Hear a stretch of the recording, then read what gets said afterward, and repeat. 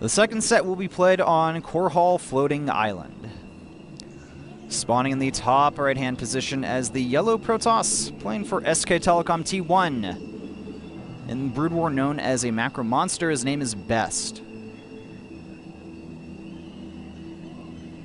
His opponent most likely gonna get the Rookie of the Year award in Kespa Pro League from EGTL, spawning in the bottom left position as Blue Protoss. His name is Hero. Hero may be a rookie to Pro League, but certainly not to Starcraft2 in general. He's got a lot of international championships under his belt. Very accomplished player in Starcraft2. And Hero, all he needs to do is get a 2-0 lead for his team. In EGTL, yes, they cannot make it into the playoffs, but they're trying their best. They're trying to get the 6th place team in Pro League, just showing to all the fans that even if they're out of the Pro League playoffs contention, they're going to try until the very last second and avoid the last place position in Pro League. That's true. Also, want to note that 2 Alliance players recently joined the EGTL house, Naniwa and Sort of. So they're going to be helping the other players potentially practice for the Pro League matches. And of course, that practice goes both ways. Will help improve the foreigners as well. And of course, leads to a lot of speculation of what may happen next season.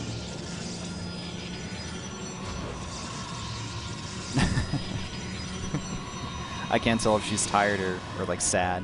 Well, she's not even looking at the monitor. Let's put it that way. She's just a little bit tired.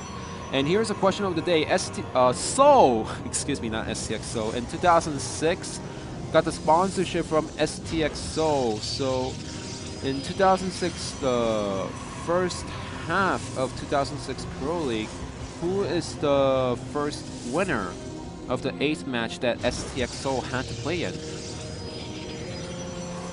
That's a tough one. I have no idea. That's a really tricky one. That's tricky. About a year before I started watching and following the pro scene. Both players just scouting around the map. Hero also making a zealot behind this, just making sure that he doesn't want to die to any 2 proxy gateways from his opponent, especially since both players are scouting a little bit late. You know, they just want to be safe inside the main base. They don't want to die to any stupid cheeses, and just drag the game into the mid game where they get the tech up and they play the game that they prepared for today. Now, a lot of PvP nowadays certainly goes into the macro stages. Either it's the Blink Stalkers early on, maybe some type of weird all-in, but a lot of the times it just generally ends up going into the macro game nowadays. Players have gotten so good with these expansion opening builds, and we do see from Hero, he is making a Century first. We could see potential expand build from him, and we do see the Twilight Council going down here, and ooh, Stargate instead from Hero as well. So Hero is going to be the one going for the Stargate, so now it's really curious to see what Best is going to go for. Hero is hiding a probe down there, but Best does scout it and takes it out immediately. Building a pylon there at the natural, just kind of, you know, seeing if his opponent actually wants to go for that fast expand or not. And unfortunately for Hero, his opponent does not want to go for the fast expand. He is about to complete that Twilight Council. So Stargate is finishing up, and Best, is he going to go for the DTs or the Blink? That is the question here. We will find out momentarily. And yes, it is going to be the DTs. Dark Shrine on the way. A Phoenix in production from Best. Don't forget, if he does scout the Dark Shrine, he can build the Oracle and use its ability to enable detection. So now it's up to Hero. If he sends out his first Phoenix to scout inside his opponent's main base, then he's going to see that there's a Dark Shrine, no problem, and he can defend against the DTs. However, if you wait until around 2.5 or 3 Phoenixes, then it is going to be a little bit too late against the DTs. You are going to lose some probes before you can squeeze out the Oracle. That's a great point. It's going to come down to how... Oh, well, Hero also has this hallucinated Phoenix as well. So he should be able to spot the Dark Shrine in time with that hallucinated Phoenix as well, unless some Stalkers do a really good job at denying here. And, all right, the expansion is spotted here. Hero, he needs to scout the Dark Shrine. These Stalkers trying to prevent that, but no, the Dark Shrine is scouted here. And we're going to have to see what the response from Hero is going to be. For Best, it's not the end of the world since the DT Dark Shrine has been scouted inside the main base, because he is taking an expansion behind this. He's getting a Robo So this is more like the Brood War style DT into expand build that Best is showing over here. All he needs to do is just apply some pressure against his opponent, make sure he doesn't lose too many probes to those Phoenixes over there, and he will be completely fine. And the DT also helps out with the map control. Oracle about to complete here, and you could potentially see this DT do a little bit of damage here. Nexus Cannon going down. The Oracle does reveal the Dark Templar now, and it's going to be scared away, but the Dark Templar survives, only gets 1 kill, and now we see Hero gonna put on some pressure over his opponent here. The Immortal is not yet complete for Best. Yeah, Best just needs to wait until the Immortal is finished. And he's now slowly pushing down the ramp, but he needs to be careful that because the Phoenixes are over there, and once he lifts those units up over there, that he can actually take out the units. Oh, the Mothership Core getting low on health. Is he going to commit to killing off that Mothership Core? Yes, he does indeed get that. Loses a single Phoenix as well, but now he is continuing to apply the pressure on his opponent here. And, you know, yeah, it looks like, well, actually with these reinforcements, this could be very hard for Best to hold here. He's going to have to reinforce and use that DT to help defend here. But Best, he's going to end up picking off a lot of units here, as well as that Immortal quite easily.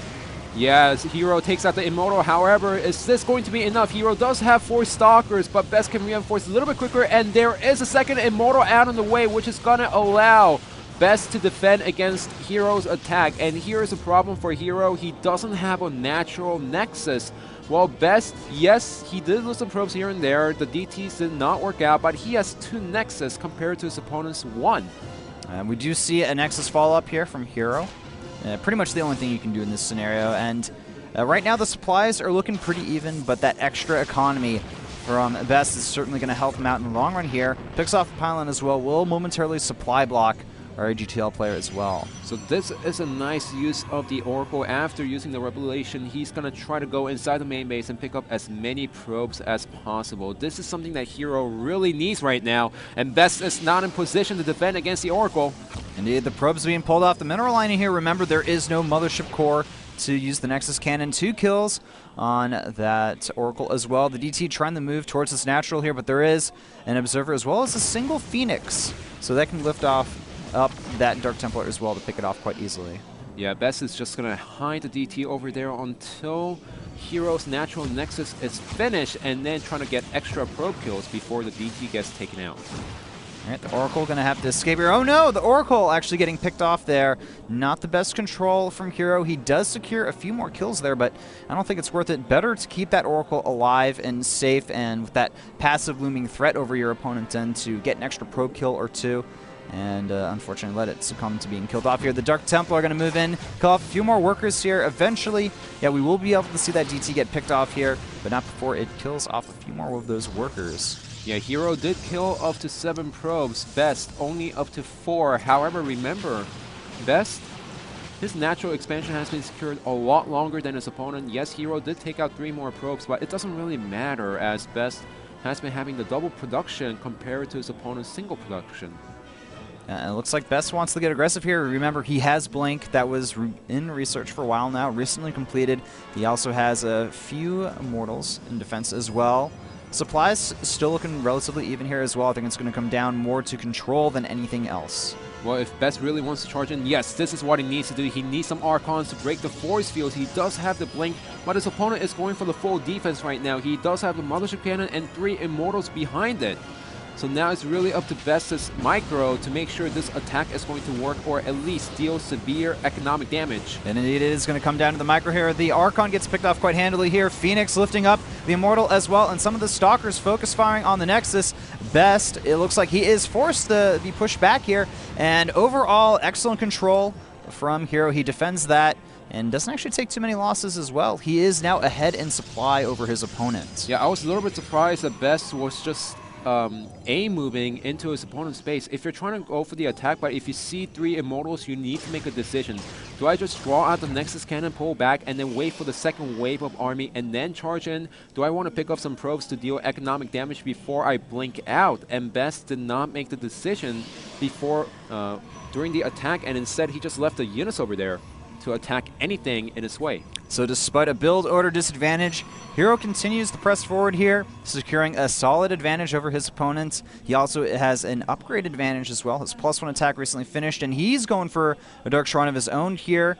getting a Warp Prism behind this as well. He did pick off one of Best's observers earlier, so he could use that Warp Prism, warp in a few DTs in his opponent's main base, and cripple his opponent's economy. Yeah, and what's also fantastic about picking off the observer is he knows that his opponent is trying to match the immortal count right now, especially after losing the first one.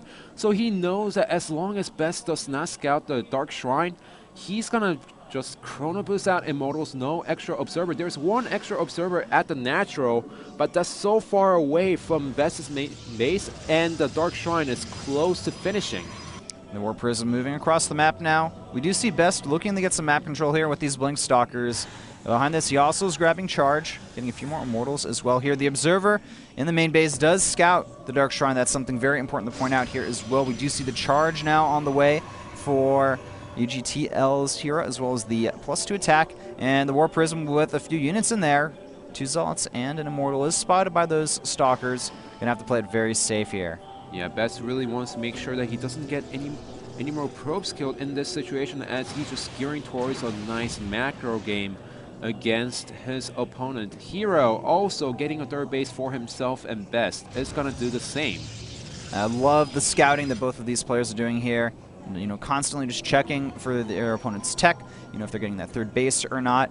And that's pretty much how you have to play PvP nowadays. You can't play blind, or you're simply going to get out-compositioned. Oh yeah, definitely. There's so many compositions that you can go for in this particular matchup. The popular choice being the Immortal Archon Charge Lot, but even that switching sometimes, and that Warp Prism cutting it really close at the third base as he just sits over there, and now he is free to enter the main base of Best. And Best, he's got some good defense here. He's got a cannon at each base here. Now, don't forget the Immortal and the 2 Zealots can easily take down a cannon very quickly here, and then we can see some DTs warp in, maybe try to target down a Nexus or a Forge or something. It'd be a great way to deal with this. The +2 attack has now completed for Hero as well. Supplies looking almost dead even between these players. Hero now taking a slight edge once again, pressing forth on the map as well, going for the +3 attack.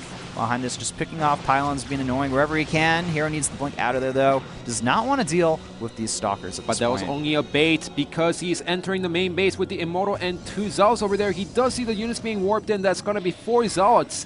And Best needs to blink back to his main base to defend against the Zealots. All right, this got to be careful. He's going to have to send away that Warp Prism. Maybe go towards the third base, do a little bit of economic damage there. That'd be a great way to use this Immortal and the 2 Charge Lots as well. Forcing the probes back a little bit. He's going to get a few kills at the same time. Hero, this guy is attacking everywhere, multitasking like crazy. Yeah, but Best is also doing a nice job defending those multiple locations at once. At most, he lost 2 probes to this heavy aggression from his opponent, but he needs to start paying attention, because now he's going to lose the Immortal at the Natural. 1 Immortal for 1 Stalker, not the best trait in the world here, and I'm not sure that Warp Prism may have gotten picked off there. At the same time, we do see Hero moving with a large amount of units over towards the third base, and the Stalkers in the Natural, or in the main base, are actually getting picked off by that Immortal, and they're forced back. Yeah, well, this is back and forth right now. Both players trying to attack and defend at once at multiple locations, and Best not having the best micro, but at least he's defending against his opponent's attack. And yes, I did see that Hero is going for the Fleet Beacon. And he's going to be adding some Tempests into his main army composition here. Stalkers being as annoying as possible. I love the constant aggression and pressure that Hero's putting on his opponent, but if we look at the supply count, it tells a different story. 151 to 144 1 supply. In addition, Hero, he is in a good position. Doesn't want to get too cocky, though. He does put down a Time Warp just to make sure that his opponent doesn't try to pick off a few more of those units. And it's kind of turned into just, you know, Hero constantly applying pressure here, but he is behind in supply, at least momentarily. He is behind in supply because he's dumping all the money into getting the Fleet Beacon out and getting the Stargate. Once he starts adding in a few Tempests into the mix, then he's going to apply a lot of pressure against his opponent, but look at this. Best is going to go for the attack. This is not an amazing position at all for Hero. He's going to have to recall out of there. Nice recall. Is going to lose 1 more Archon potentially here. But overall, now, you know, it looks like Hero's the one that's behind, man. We're seeing this going back and forth. It's really turning... PvP in general is really just moving away from that death ball type army composition to more attacks, skirmishes, drops, harassments, unit compositions. Yeah, well, how do you feel about the Tempest in this position for Hero? Well, the thing about the Tempest is they're amazing against Colossus. That is the unit they're designed to counter. But we have been seeing Protoss players use them to great effect in their normal Archon, Immortal, Charge Lot compositions as well. But in this kind of position, it may be a little bit iffy. You know, if the unit count is very similar, the DPS from the Tempest isn't that high. They're a better unit for zoning and forcing engagements when your opponent doesn't want them. Well, I have to say, since Best is taking an expansion at the 12 o'clock, that little position over there where Hero can abuse the Tempest to take out the Nexus, you know, now it's going to work out for him a little bit better, since you can position the Tempest at the natural base in the left top, the 11 o'clock position, and slowly eat away on the units using a high ground advantage over there. Indeed. The Immortal count really solid for Best. He's also been adding in a lot of Archons to his army, and that's going to become scary, I think, after a certain point here. And let's not also forget that if the air advantage goes to Hero, he can add Colossus later on into his army composition if he wants to, because he does have air dominance. The problem is, if he wants to add in some extra Colossus into his army, he needs to take a fort base right now, and that's what he does. Hero takes a fort base at the 9 o'clock position, and he needs to secure it, make sure that his opponent does not take it out. Nice job by Hero sniping off the high ground pylon, going to prevent any type of harassment in that location. Best moving across the map here. He is almost maxed out, up to 183 supplies. No forward pylon from him just yet here, and remember, Hero does have the Tempests that he can use to great effect as well here, as long as they're in good position.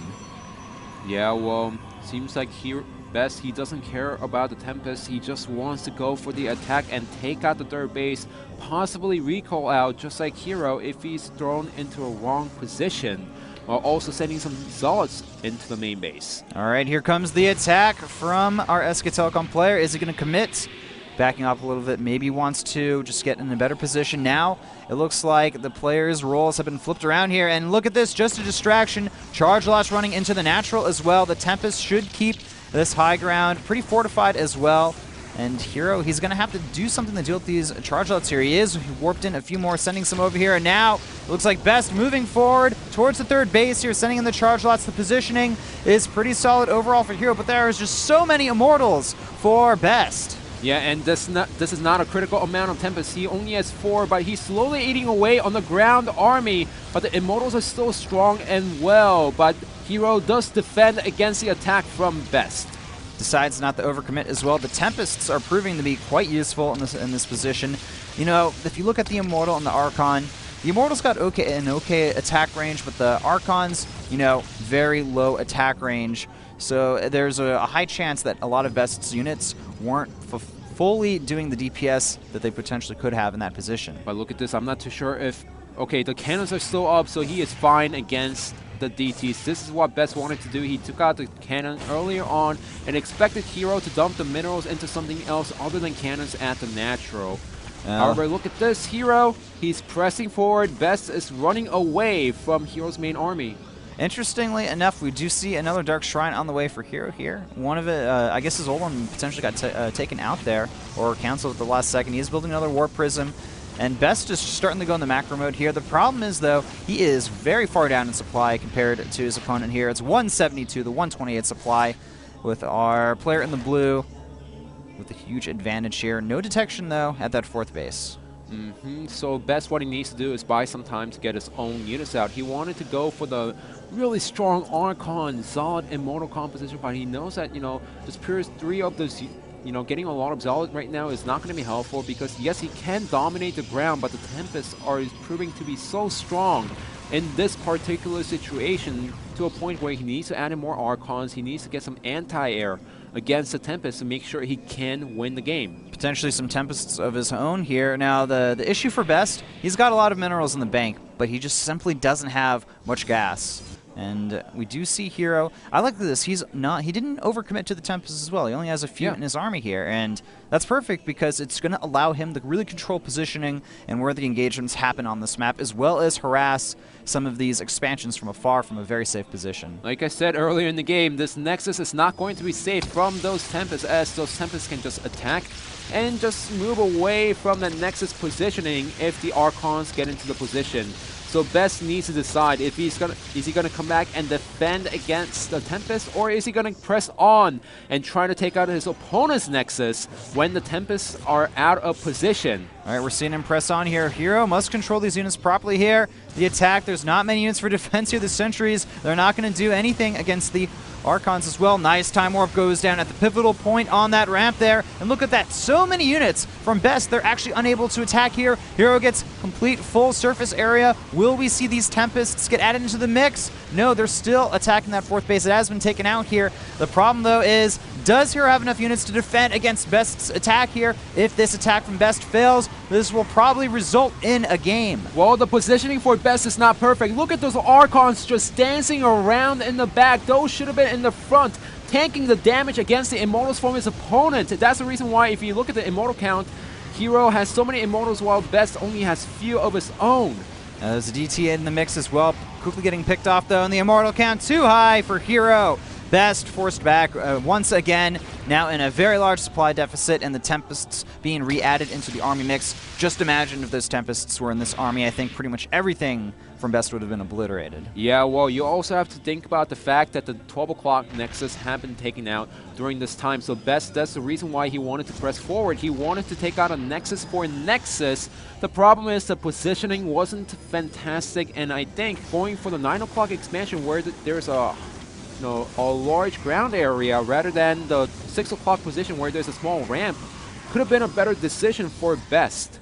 It was not the best area to attack, that's for sure. You know, going up that ramp, it's a choke, man, and if you put a time warp there, your units are not getting through. A time warp, Archons behind every other unit, and like you said before, now Hero is getting the Colossus into his main army. Now, when you're ahead, you can go for the Colossus. Your opponent can't really punish you for it. We're seeing the Colossus kind of regulated to this get these units when they're ahead, when you're ahead roll, and I really like that it's turned into that. And we do have a few more units being warped in here. Now the Tempests, as well as the main army from Hero, once again trying to just utilize the chokes here, realizing that, hey, Best, he's attacked up in the chokes before, maybe he'll do it again. Well, the problem for Best even right now is even if Hero does not engage in that small choke, he can still win the fight because he has so much better army composition than his opponent. Those Tempests are eating away on the Nexus, and Best cannot even get close to the Tempest.